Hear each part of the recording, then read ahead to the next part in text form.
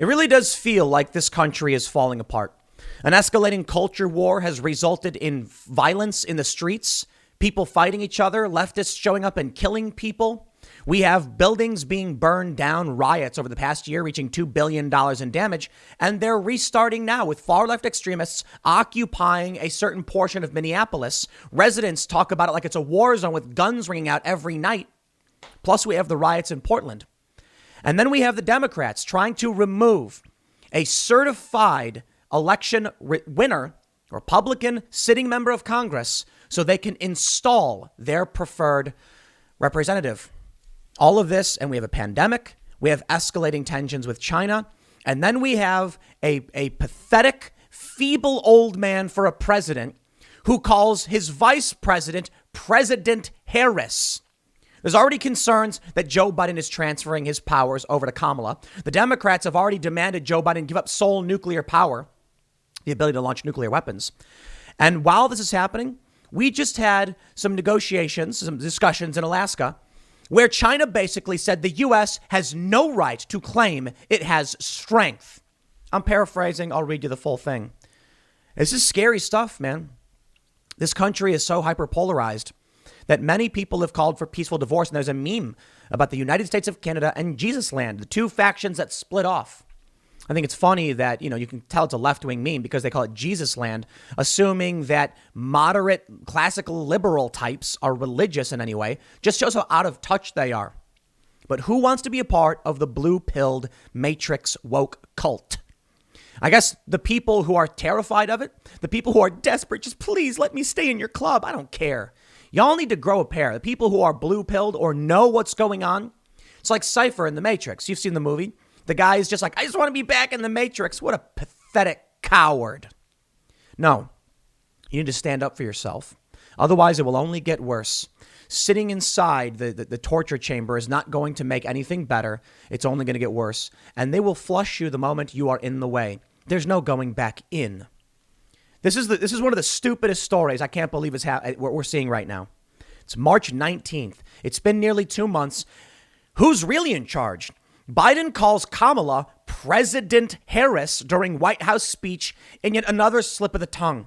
My God, we need to be showing strength right now because we have fears about escalating tensions overseas. And y'all elected this pathetic, spineless, mentally unfit old man. Look at this. Joe Biden's President Harris gaffe comes after a third of voters doubt mental fitness. I kid you not. Newsweek reports President Joe Biden inadvertently gave his second in command a promotion in a gaffe as he touted his administration's feat in nearing 100 million COVID-19 vaccine doses. Look, I'll give the president, Joe Biden, credit. He moved the timeline forward. That's good. There's a lot of people saying, yeah, well, he should have done that. No, look, I'm going to give credit where credit is due. The timeline got moved up. Congratulations, sir. I appreciate good work when good work is done. I'm sorry, though. This doesn't absolve you of your inability to lead this country. Maybe then you could argue it's a good thing.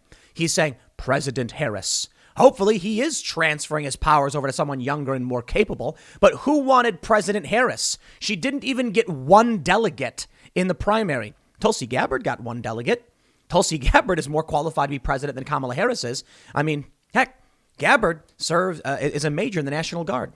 So obviously, there are a lot of people who are more qualified than Kamala Harris. But at this point, are we supposed to just sit here and beg, please make Kamala president, dude? You are so pathetic and mentally unfit, and China is laughing at us? Amazing.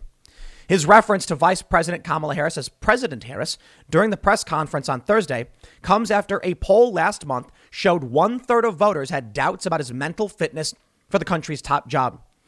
During an address in the East Room of the White House, Biden said, quote, "Now, when President Harris and I took a virtual tour of a vaccination center in Arizona not long ago, one of the nurses on that tour injecting people, giving vaccinations, said that each shot was like administering a dose of hope." The president continued with his address in which Harris was standing behind him without correcting himself. The transcript on the White House website carries his comments verbatim, but does correct Harris's position in brackets. In brackets, amazing. How do you think other countries in the world feel about what he just said? Journalists do everything in their power to translate for Joe Biden. When he says things like, he'll give a quote and they'll be like, Mr. President, how many children have been released from the detention centers? And Biden will go, you know, we got 100 kids, you know, released from the detention crisis. I mean, the facility, 100 kids. And then the journalist will put in quotes, we got 100 kids released from this facility. Journalists who are writing these stories, this is absolutely true. Cut out his stutters, his stammers, his gaffes, his inability to speak. They do it probably because they're assuming we want to convey the idea. But what happens then is you get a filter. And when regular people are reading the news and they don't listen to him speak, assume he's standing up there going, we got 100 kids released from that facility. And they're like, such a strong president. When in reality, he's going, and then they say, oh, but he's had a stutter since he was a kid. No, he doesn't. That's a lie. We can all go back and watch videos of Biden from the 90s and the 2000s. Dude did not have a stutter. But it's coming back in his old age. Sure, I guess. Are you saying that his brain is deteriorating and it's coming back? Maybe that's the case. Maybe he's not fit to be president. And at a time when we're being mocked by China, they're doing beaching drills and running strike groups through the Strait of Taiwan. We don't need a pathetic, spineless old man who can't even tell us who the president is. It's frustrating stuff, I'll tell you, man. The worst thing about Donald Trump, potty mouth, I guess. They called him a fascist. He didn't even send in feds to shut down the riots. Come on. They just lie. They lie. They lie. The media just lies. Trump, maybe too much. Biden, way too little. Maybe we need somebody who's just right in the middle. Well, we don't have that right now. And I would rather have a bombastic, ranting Donald Trump than a scared, feeble, shaking old man. The president continued with his address. They say they corrected it. On February 22nd, a poll conducted by Business Insider and SurveyMonkey, not right-wing organizations, mind you, found that more than 33% of Americans were unhappy with Biden's mental sharpness. The survey, with a margin of error of 3%, found that 10.8% of Americans were not so confident, while 22.8% said they were not at all confident in Biden's mental capabilities. However, it did find that 61% believed he was mentally capable for the job. I wonder who that 61% is. I wonder what their standard is for being mentally capable. The president is not just a figurehead. They don't just sit in a chair. They're the commander in chief. We've all seen the photos of presidents aging rapidly from how stressful the job is. This is a job for the cream of the crop and the best of the best. Now, Donald Trump certainly ain't that. But Donald Trump is certainly better than whatever this is. They say facing criticism that Biden had not given a full press conference since taking office, a separate survey this month showed that half of Americans were concerned about Biden's physical and mental fitness. It's only getting worse. And that's why they don't have him do a State of the Union address. If by April 20th, Joe Biden has not given an address to a joint session of Congress, it will be historic and unprecedented. Because you have to go back to 1977 for a time when to find another time when a president waited this long, and it was Jimmy Carter. And that guy, people didn't like that guy. I mean, I wasn't alive, so maybe some of you were. But he waited until I believe it was either April 18th or the 20th. There's a couple different sources giving dates, so it's one of those two. Joe Biden is now, since then, going the longest without giving an address to a joint session of Congress. It's only about 50 or so years, or 43 years. So if Joe Biden does not address a joint session of Congress by April 20th, then he will be setting a record, I suppose. And I don't know how far back you have to go again, but that's as far back as we researched when we're talking about this. Now he's trying to do a press conference, and it's miserable. I mean, it's just absolutely miserable. In the Rasmussen poll conducted between March 3rd and March 7th, 50% of people answered they were not confident that Biden was physically and mentally up to the job. A majority, 52%, said they were concerned he had not yet held a press conference. White House Press Secretary Jen Psaki has announced that Biden will give his first full media conference on March 25th. On the presidential campaign trail, former President Donald Trump made regular digs at his rival's mental acuity, calling him Sleepy Joe, and once telling Fox News that Biden was mentally shot. Trump campaign Facebook ads carried messages like, Joe Biden is clearly diminished. However, Trump himself was regularly the center of speculation about his own mental faculties, and faced numerous calls for the 25th Amendment to be invoked, including during the presidential transition. In April 2019, the World Mental Health Coalition produced a mental health analysis of Trump and concluded he was unfit for any job. Hey, man, I'm not here to play any whataboutism. I think there are a lot of much better individuals who could have been president and should have been president. But you know what? The Democrats were adamant that Hillary Clinton be given her chance. And so that's what you get. The Republicans didn't have anybody who could stand up to Trump, and Trump embodied the rage of the working class better. Trump narrowly won. Narrowly, it was like 80,000 votes. The Democrats had an option. The Democrats could have put up someone who was actually going to win, and they did not do it because they are a corrupt crony party, and it was Hillary Clinton's turn. Now, don't come to me and complain about Donald Trump's fitness when we know what the Democratic committees did to Bernie Sanders. Not that I think Bernie Sanders would be too much better, but let me tell you, Bernie would have been way better than Hillary for a lot of reasons. He might not have got past any of his, more socialist policies, but at least he wouldn't have been as bad as Hillary. I'll say that. Given the choices, man, is it a rock and a hard place. But Donald Trump takes the cake, no doubt. Now, in 2016, I didn't vote because I didn't like any of them. I didn't want to vote for Trump. And then in 2020, I did. Why? Because I'll tell you this. I actually think Hillary Clinton might be better than Joe Biden. Probably not. It's a coin toss at this point. Maybe there was a period where I would have said I'd take anybody over Hillary Clinton. At this point, at least Hillary Clinton is a nasty woman, right? Donald Trump, didn't he call her a nasty woman? At least Hillary Clinton would look at China and scowl and go, yeah, you nasty. Yeah. And I know this. No one, the conspiracy theories about the Clinton family are not conspiracies about weakness. I'll tell you that. So as much as I don't like the corrupt crony Clintons and the corporate establishment, Joe Biden is like it's us realizing we're on a sinking ship. It was the best they could have done. Hillary couldn't win, but Joe Biden could. Yikes, man. Kamala Harris is no different than Clinton. So, hey, at the very least, if she was president, she'd be screaming and, well, actually, no, she'd be laughing because she laughs inappropriately, just like Hillary. We need someone who can proudly and defiantly stand up to our adversaries. And it certainly ain't Biden. Now, Trump was far from perfect on this one, but this is bad for us, man. This is really, really bad. I'm pessimistic when I see this stuff. We talk about the culture war ripping our society apart, how we can't mend this. We've got constructivism versus essentialism basically as the new left and right. Do you believe in science or do you believe science is a social construct? Because now you've got these people on the left saying, we believe the science. Also, 2 + 2 could equal 5. You clearly don't believe in science because you're constructivist. You think it was all manufactured by white supremacy or whatever. And then they vote for this man. You know what I think? Because I know many of these far leftists. Over the past 10 years, I've had the privilege of sitting down with them and talking to them about these things, as well as right-wing individuals and far-right groups. The far left say they want the whole system to burn down by any means necessary. They're probably loving and laughing what's going on with Joe Biden because it spells the end of these United States, or at least it's a sign that we're in serious trouble. You see, before Joe Biden got elected, people were saying on the left, the reason you vote for Joe Biden is not because they think he isn't a fascist. They think he is.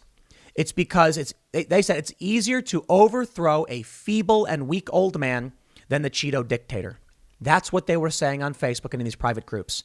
They know Biden is bad, but they know that he's pathetic, spineless, and weak. So they put everything they could into him in an effort and in hopes that the United States wanes in power and collapses. It may have something to do with war with China. The idea being that if we just surrender to China, there won't be war and we'll all be better off because World War III would be the destruction of the planet. Great. Then we can all expect to live under the superpower that is Chinese communist authoritarianism. Not going to happen. Sorry.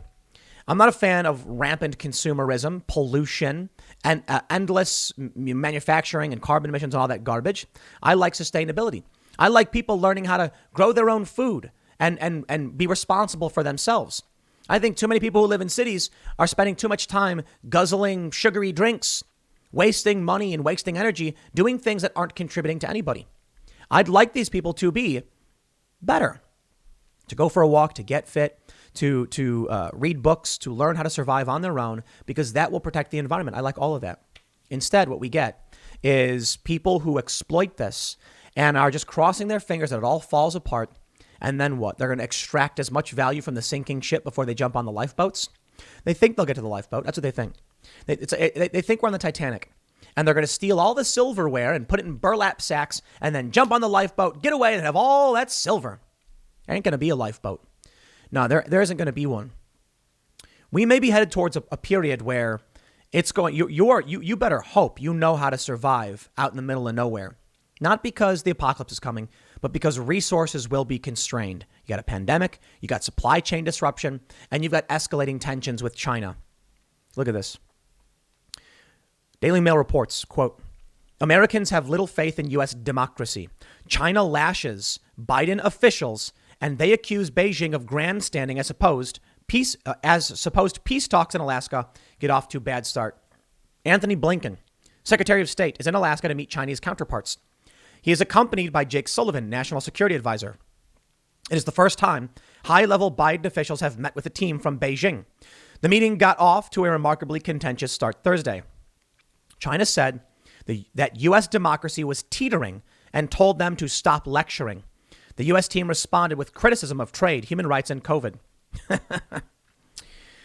Scary thought. China has cultural cohesion by force. The U.S. used to have this, and we used to have social force. Everybody was expected to do certain things out of a fear that they would be ostracized. It was very much a form of cancel culture. It was similar. We then entered this period where we had more expectation of freedom and a respect for the individual. We were still strong. Now we have a split between an authoritarian and a libertarian culture, individualism versus collectivism. And our Senate is split 50-50. Our House is split almost 50-50, leaning Democrat. Supreme Court is under threat by angry Democrats. Joe Biden is spineless and feckless. And China is threatening us. It's amazing. This is where we are. Maybe I was wrong all those times I talked about civil war. Maybe I wasn't. Maybe the real issue is just collapse. We can call it a civil war because we have the factions fighting, but maybe it's just a sundering in this country, a fissure in social cohesion that results in people just saying, you go do your thing. There won't be an actual war. There will be a peaceful divorce, and China will laugh all the way to the world stage, where they then go on to claim what's left of what the remnants of these American positions, bases, military, things like that. I'm not a fan of any of that stuff. I'm not a fan of what the U.S. does. I understand the arguments, but we do have interest in other countries that will be wiped out when China moves in, and they're trying to. Look at this. China has bluntly accused the U.S. of attempting to strangle it on the opening day of talks, which descended into a remarkably hostile litigation of each other's shortcomings. The U.S. delegation, led by Anthony Blinken, spoke out against China's actions in Hong Kong and Tibet, its handling of COVID, and their treatment of Uyghurs. China, in return, told the U.S. their democratic system was on shaky ground and accused them of attempting to rock established global order. The meeting held in Alaska was the first time the two sides met face to face since President Joe Biden took office. I want to point this out, mostly because of my concern about Joe Biden's ability to do his job. But I want to save a lot of what's going on with China for a larger segment about the potential for war, our border crisis, and what we are facing in this country without a president who has the strength to lead us or the mental acuity. Kamala Harris doesn't know how to lead this country, even if she is President Kamala, as Biden falsely claimed, or gaffed, whatever you want to call it at this point. They like to what about with Trump. Look at this. They say Trump himself was regularly the speculation. Trump's not president anymore. It's time to drop it. No more this, that, or whatever. No more what could have been. Biden is the president. That's the problem we face. We must address. They go on to say over at Newsweek, Harris, too, is not immune from a slip of the tongue. Last September, she accidentally dubbed herself commander-in-chief during a virtual roundtable last September in which she mistakenly referred to as a Harris administration. Do you see what is happening? The federal government is in shambles. The presidential administration doesn't even know who's in charge. Kamala Harris is reportedly taking phone calls with world leaders on behalf of Joe Biden. Calling herself the president, he calls her the president, and this is what we project to the rest of the world. I can only hope that we can keep this structure from collapsing, at least until 2024, when we can get in someone with some actual strength, who will respect the rule of law, who will stand up against our adversaries and protect this country. Although I'm not entirely confident that we're going to make it that far. I'm sorry. It's just the case. I don't know what to expect. We are at a point now where we know China is set to overtake the U.S. economy faster than scheduled. We believed it would be 2035, I think, 2030s. Now it's 2028. We've crippled our own economy. The states don't agree with each other. There's fighting in the streets. There's insurrection, as the media claims. And the more they do that, the more China laughs, the more they watch. Even Russia, they laugh at us too. We're headed towards a point where we just fall apart, we crumble to the ground, and then China picks up the scraps. They're the one they're manufacturing everything. They've got the massive standing army, 1.4 billion people. We have 330 million. We're stagnant. Our culture is stagnant. We don't make anything anymore. The only thing we have in this country is the petrodollar. That the Federal Reserve prints dollars on a whim, and everybody else has to use those dollars to buy oil. And the only reason that exists is because we have the guns. We back that up with, you better take the petrodollar. You can take a look at some world leaders who decided to trade off of the petrodollar, Saddam Hussein and Muammar Gaddafi. Well, Venezuela, for one. We see how all that goes down. Weren't able to stop Venezuela, I suppose, whether it was that was the reason for it. But it's an interesting coincidence how that plays out. What happens when the U.S. can no longer enforce the petrodollar? I'll tell you, Americans are in for a rude awakening because we don't make anything. So what happens then? A whole bunch of people in cities are going to be thirsty and hungry and desperate. I don't know if that's going to happen. I don't know when it's going to happen, if it would. I do know that China is pressuring the U.S. and trying to strengthen itself and make itself more resilient and independent. And the U.S. is just flopping around like a group of silly people. And our president doesn't even know who the president is. I'll leave it there. Next segment's coming up at 1 p.m. on this channel. Thanks for hanging out, and I'll see you all then.